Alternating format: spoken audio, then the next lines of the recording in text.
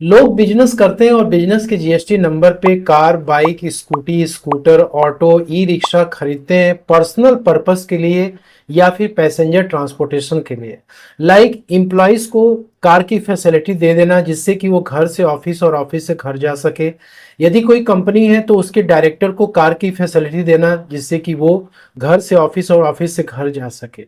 तो ऐसे केस में जो आप जीएसटी पे करके ये सब मोटर व्हीकल्स आप खरीद रहे हैं तो क्या आपको इनपुट टैक्स क्रेडिट जीएसटी में मिलेगी? तो सेक्शन 17(5) सीजीएसटी एक्ट का ये कहता है कि कोई मोटर व्हीकल्स जो कि आप खरीद रहे हैं जिसकी सीटिंग कैपेसिटी इंक्लूडिंग ड्राइवर 13 के नीचे है और आप उसे पर्सनल पर्पस के लिए या पैसेंजर ट्रांसपोर्टेशन जैसे कि इंप्लॉय या डायरेक्टर को फैसिलिटी देना, तो ऐसे केस में आईटीसी इसकी ब्लॉक्ड है। आपके जीएसटीआर 2 में इसकी आईटीसी तो दिखेगी जरूर, लेकिन आपको इसे क्लेम नहीं करना है। यदि आप इसे क्लेम करते हैं गलती से तो आपको बाद में इसे रिवर्स करना पड़ेगा इंटरेस्ट के साथ। लेकिन दोस्तों कुछ एक्सेप्शन है इसका, जैसे कोई कार डीलर है, वो कार को इसलिए बाई कर रहा है ताकि वो उसको आगे सेल कर सके। दूसरा है कोई भी पैसेंजर ट्रांसपोर्टेशन की सर्विस दे रहा है लाइक टैक्सी, कैब या टूर ऑपरेटर, जो कि व्हीकल्स को इसलिए बाई कर रहे हैं जिससे कि वो अपनी सर्विस दे सकें। थर्ड है मोटर ड्राइविंग ट्रेनिंग स्कूल, जिसमें कि कार बाइक को इसलिए खरीदा जाता है ताकि वो ट्रेनिंग प्रोवाइड कर सके।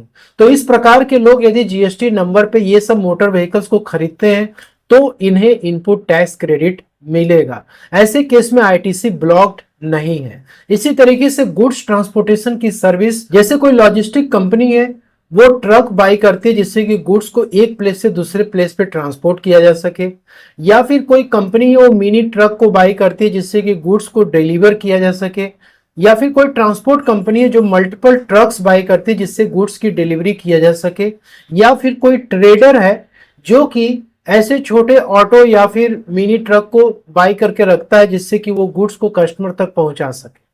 तो ऐसे केस में आपको आईटीसी क्लेम करने को मिलती है, इसमें आईटीसी ब्लॉक्ड नहीं है।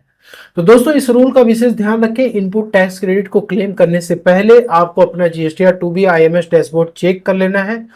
जहां पे आईटीसी ब्लॉक्ड है उसे आपको क्लेम नहीं करना है। तो please subscribe to channel and like and share this video.